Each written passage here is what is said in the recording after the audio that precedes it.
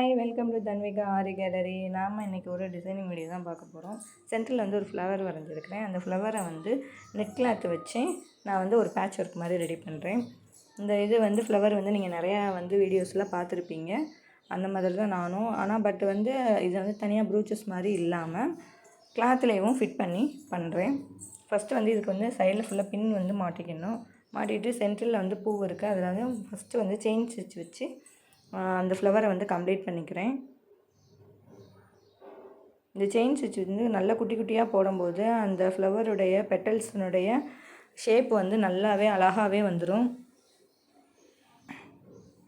இதுக்கு பதிலாக நீங்கள் கட் பீடும் யூஸ் பண்ணிக்கலாம் முன்னாடியேவும். பட் அது எல்லாமே வந்து நெட்டுக்குள்ளே கிளாத்துக்குள்ளே போயிடும்.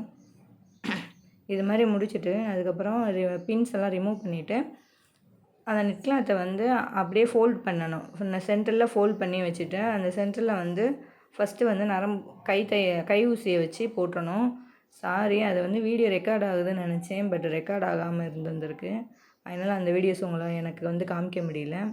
நெக்ஸ்ட்டு வந்து ஒரு த்ரெட்டை வச்சு சும்மா வந்து ஜிக்ஸாக்காக அந்த சென்டரில் வந்து கொஞ்சம் மொந்தமாக இருக்கும் அந்த இடத்த வந்து ஃப்ளாட் பண்ணுறதுக்காக இந்த மாதிரி நார்மல் சூயிங் த்ரெட்டில் வச்சு ஜிக்ஸாக்காக இந்த மாதிரி போட்டுக்கிறேன். போட்டுட்டு ஃபுல்லாக கட் பீடு வச்சு அவுட்லைன் ஃபுல்லாக கொடுத்துக்கிறேன்.